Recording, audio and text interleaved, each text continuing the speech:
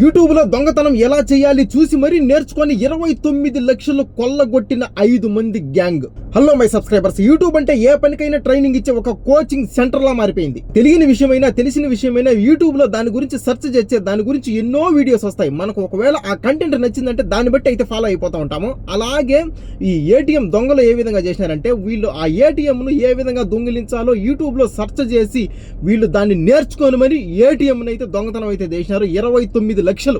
Technology పెరిగే కొద్దీ మనిషి ఆలోచన కూడా ఇంకా షార్ట్ కట్ లో ఎక్కువ డబ్బులు సంపాదించాలి, కష్టపడకుండానే భిన్న డబ్బులు సంపాదించాలి, లక్షలు కోట్లు సంపాదించాలి అనే ఆలోచనతో ఆ షార్ట్ కట్ రూట్ ని అయితే ఎంచుకొని జీవితాలు నాశనం చేసుకొని పోలీసులకైతే చిక్కిపోతా ఉన్నారు. ఈ విషయం పక్కన పెడితే అసలు ఈ దొంగతనం జరిగింది ఎక్కడ అంటే హైదరాబాద్ సిటీ. దొంగతనం జరిగింది హైదరాబాద్ లోనే, కానీ చేసిన దొంగల మటుకు మన రాష్ట్రం వాళ్ళు కాదు. ఏటీఎం ను వీళ్ళు గ్యాస్ కటర్ తో అయితే కటింగ్ అయితే చేసి ఏటీఎం అయితే ధ్వంసం చేసి దాంట్లో ఉండే అమౌంట్ అయితే తీసుకున్నారు. వీళ్ళను పట్టుకునింది మటుకు రాచకొండ పోలీసులు. పోలీసులు వీళ్ళని ప్లానింగ్ చేసి పట్టేటప్పటికి వాళ్ళ దగ్గర జస్ట్ ఓన్లీ 4 లక్షలే ఉండింది. నెక్స్ట్ ఇంకొక కారు, నెక్స్ట్ ఇంకొకటి ఈ ఏటీఎం ను పగలగొట్టేదానికి ఉపయోగించినారు కదా గ్యాస్ కట్టర్లు, ఇంకా మొదలైన సామాన్లు, వాటిని మొత్తం అయితే హ్యాండ్ ఓవర్ చేసుకున్నారు. హ్యాండ్ ఓవర్ చేసుకున్న తర్వాత ఎల్బీ నగర్ క్యాంపు సిపి సుధీర్ బాబు వీళ్ళ గురించి బాగా ఎంక్వైరీ అయితే చేసినాడు. ఆ పట్టుకునే దొంగల నుంచి వచ్చిన ఇన్ఫర్మేషన్ ఏంద్రా అంటే, ఈ నెల 2వ తేదీ తెల్లవారుజామున ఆదిపట్ల పోలీస్ స్టేషన్ ఎదురుగా రవిర్యాల ఎస్బీఐ ఏటీఎం ను కొంతమంది గుర్తు తెలియని వ్యక్తులు అయితే దాన్ని కొల్లగొట్టి ఆ ఏటీఎం ను గ్యాస్ కటర్ తో అయితే కటింగ్ చేసి 29 లక్షల అమౌంట్ అయితే దొంగతనం చేసినారు.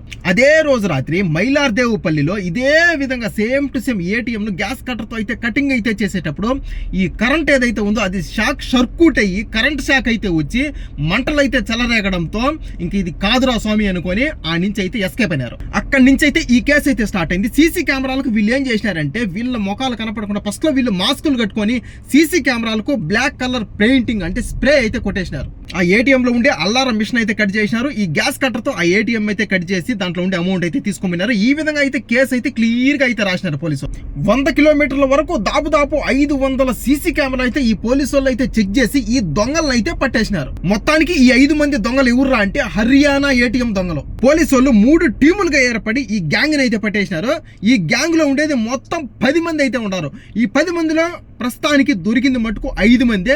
5 మంది మటుకు ఎస్కేప్ లో ఉన్నారు. ఈ పట్టుకునే గ్యాంగ్ కు ట్రైనింగ్ ఇచ్చేది ఎవడు అంటే రాహుల్ ఖాన్. అంటే ఏ విధంగా కటింగ్ చేయాలి ఏటీఎం ను, ఏ విధంగా దొంగతనం చేయాలి, ఏ విధంగా తప్పించుకోవాలి, ఈ మాదిరి మొత్తం అంతా ట్రైనింగ్ ఇచ్చేది ఎవడు, ఈ గ్యాంగ్ కు మేస్త్రి ఎవడు అంటే రాహుల్ ఖాన్. రాహుల్ అనే మనిషి బ్రతుకుదిరువు కోసం ఇంకొక మనిషితో కలిసి రాజస్థాన్ నుంచి బ్రతుకుదిరువు కోసం అయితే వచ్చినారు. వీళ్ళిద్దరూ ఇంకొక అతన్ని జత చేసుకొని మెకానిక్ షాప్ లో అయితే వర్క్ అయితే చేస్తా ఉన్నారు. ముగ్గురు వీళ్ళేంద్ర అంటే కష్టపడకూడదు కానీ డబ్బులు సంపాదించాలా అనే దానికి అయితే వీళ్ళైతే అలవాటు అయితే పడిపోయినారు. జల్సాలకు, లగ్జరీ లైఫ్ కు భిన్న డబ్బులు రావాలా కానీ కష్టం తక్కువ ఉండాలి, దానికైతే అలవాటు అయితే పడిపోయినారు.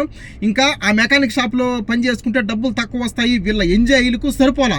మొత్తానికి వీళ్ళంతా ప్లానింగ్ అయితే చేసి యూట్యూబ్ లో ఏటీఎం ను ఏ విధంగా దొంగతనం చేయాలి, దానికి ఏమేం సామాన్లు కావాలి, ఏ విధంగా తప్పించుకోవాలి, మొత్తం యూట్యూబ్ లో చూసి ఏటీఎం ను కొల్లగొట్టాలని ప్లానింగ్ అయితే చేసినారు. మొత్తానికి ప్లానింగ్ అంతా అయితే రెడీ అయితే అయింది. ప్లానింగ్ కూడా అందరికి నచ్చింది. ఖచ్చితంగా ఆ ప్లాన్ ప్రకారమే దొంగతనం చెయ్యాలి అని నిర్ణయించుకున్నారు. ఈ ఏటీఎం దొంగతనం ఎక్కడ చేయాలనుకున్నారంటే ఆదిబట్ల మైలార్దేవపల్లి ఎస్బీఐ ఏటీఎం అయితే అక్కడైతే దొంగతనం చేయాలని వీళ్ళైతే ప్లాన్ వేసుకున్నారు. అర్ధరాత్రి ఎవరూ లేని టైం చూసి ఆ ఏటీఎం అయితే కొల్లగొట్టి దాని నుంచి 29 లక్షల డబ్బు అయితే కొట్టేసినారు. ఈ దొంగలు ఎవరైతే ఉన్నారో వాళ్ళు వాడిన కారు ముందు పక్క గ్లాస్ వస్తా చూసారా, ఆ గ్లాస్ కు నల్లటి స్టిక్కర్ అంటే లోపల ఉండే మనుషులు బయట మనుషులకు కనపడరు, బయట ఉండే మనుషులు మటుకు లోపల ఉండే వాళ్ళకు కనపడతారు. అలాంటి స్టిక్కర్ అయితే తగిలించినారు.